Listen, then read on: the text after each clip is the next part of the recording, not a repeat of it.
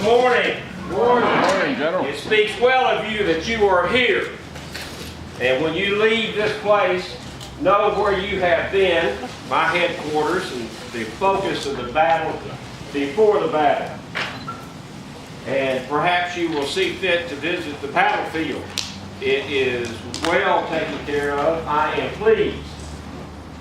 Spend time there. Know who you are, and what you are about, because you must know your past. And you, particularly the little ones, are the future of our past. Teach them well. I did not think that General Johnston would have what I thought to be the temerity to leave a heavily entrenched position in Corinth, Mississippi, and attack me at Pittsburgh Landing. I misjudged General Johnston. But I will begin at the beginning. You see me with my crutch. For the last several days, it has been a frog drowner rain. Maybe a two frog drowner, I don't know. A lot of rain. On Friday night, on the 4th, my horse in the dark slipped at the riverbank. I had been en route to the front to converse with General Sherman and was assured that there were no rebel activity coming our way, and went back to the riverboat. My horse, it was in total darkness, I had to trust him, and he slipped on the riverbank at Pittsburgh Landing and nearly crushed my left leg and ankle. In fact, if it hadn't been so muddy, it probably would have shattered my hip and leg. So I have to be helped on and off my horse. I've got my crutch under my saddle, and I've got a slipper during the fight itself on my left foot. I'm in tremendous pain throughout the battle. In fact, when I got to the boat, they picked the horse up off of me, got me on the boat. By the time I got back here to Cherry Mansion, they had to cut my boot off my left foot and leg because of the swelling. The doctor said if it hadn't been so muddy, he'd had to cut his leg off. So I have my crutch with me, in case you were wondering. After Fort Donelson, I won't go too far back, I was relieved of command. General Halleck really wanted C.F. Smith to be in command. He considered General Smith a far better soldier than I, and trumped up some charges against me for having gone to visit General Buell in Nashville. General McClellan, General-in-Chief, ordered my arrest. Halleck relieved me of command. In fact, he told me, your army is in greater disarray and lower morale in victory than our army was at Bull Run in defeat. General Halleck did not mind insulting me. However, when the president got hold of that news that I was going to be court-martialed, he said, I can't spare this man, he fights. And told General Halleck, if you've got charges against General Grant, charge him and court-martial him. General Halleck, being anything but stupid, we call him old brains, was pushing the drawer shut with the already completed paperwork for my court-martial, and pushed the door shut as he telegraphed President Lincoln, oh no, Mr. President, there's no problem, just a little confusion. And then he sent me a telegram that said, I expect you to lead your army forward to even greater victories. So I resumed command. On March 13th, I was reappointed. March 17th, I got here at the Cherry Mansion. You can easily imagine why I would like to stay here. Lovely home, lovely view of the Tennessee River. I was having 175 steamboats come past this house to Pittsburgh Landing. I had 33,000 troops on the ground at Pittsburgh Landing. Now the bad news in all of that is that none of them had ever seen the elephant. In fact, about 2/3 of my men had never fired a weapon. Indeed, they'd gotten their weapons on the way down the river from the Midwest, Mississippi, Ohio, and Tennessee rivers. That's why, as a gentleman asked me earlier, Don't you think you ought to be entrenching, General, instead of having your photograph made? Two replies to that. I've got Curt Sherman on the field. He's a tried and true man. He's a combat veteran, and he is a fighter. So I'm comfortable with Curt Sherman on the field while I'm here at the Cherry Mansion. The other issue is I did not entrench my soldiers at Shiloh, Pittsburgh Landing.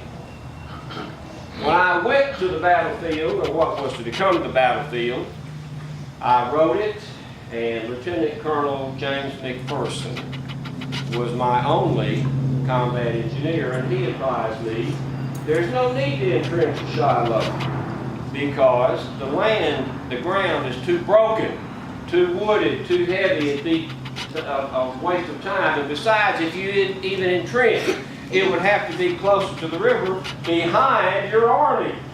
Well, I saw little need in doing that. Besides that, I knew that about 2/3 of my men had never fired a weapon. So I felt that my soldiers' time was better used in the manual of arms and discipline instead of the pick and the spade. And that's exactly what we went about.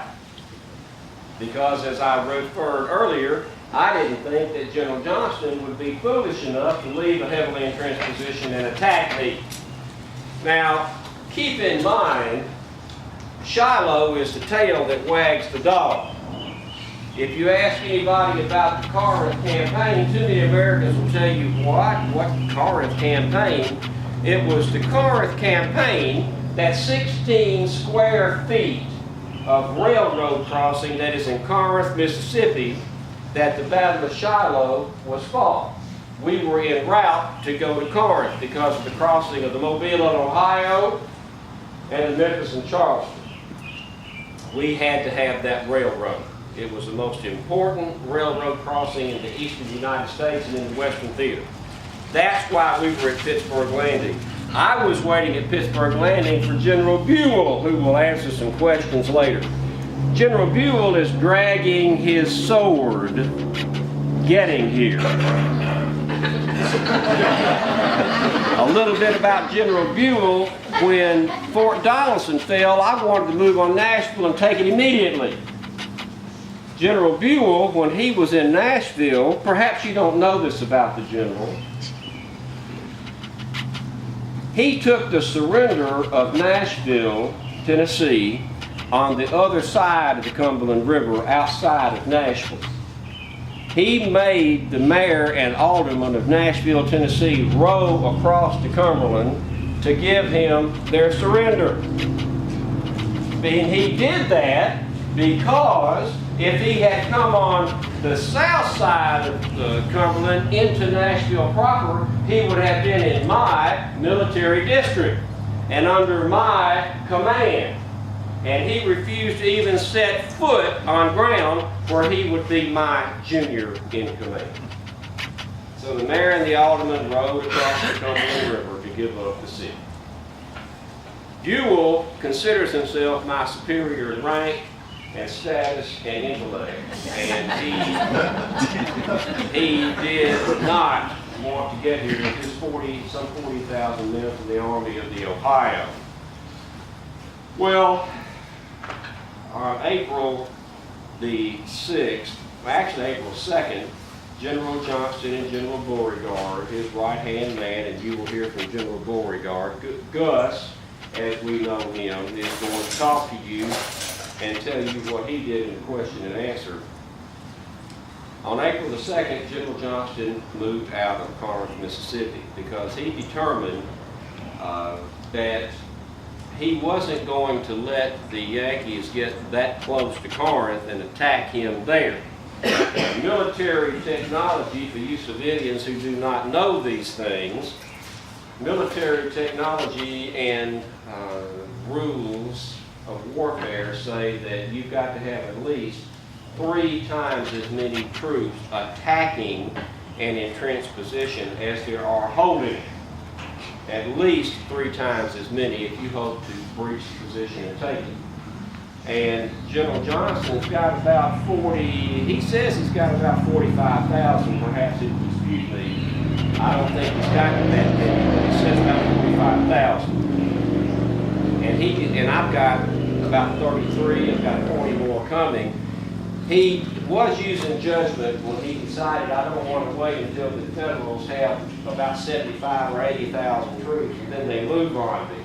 That might be enough to take these defended positions in Corinth. So he left on April 2nd to come up here and attack me. Now, that's April 2nd. He doesn't hit me until April 6th. It took him a long time to get here. And again, I've referenced frog drowner rain. 2 frog drowner rain. And if you try to move cannon and caisson, wagons, mules, and 40,000 men, before very long, those muddy roads become soup. Pull your boots off your feet. Can't move the guns because they're so heavy in the wagons and supplies. It was a torturous trip up here for him. Moreover, most of his troops had never seen combat. Undisciplined. What we've got at Shiloh is 2 groups of civilians under military leadership. Most of those officers hadn't seen combat either. But you've got 2 groups of civilians slugging away at each other with little to no discipline. Well, his troops were on a lark. In fact, as they're getting close to Pittsburgh Landing, and if you are here, take a few minutes and go just a few minutes to that park and see where we fought that battle, where 27,000 men were killed and wounded, 3,500 dead outright on the field in 36 hours. You're too close not to go there. You're under orders. You will go there. But his troops were on a lark. They were firing their muskets to be sure the powder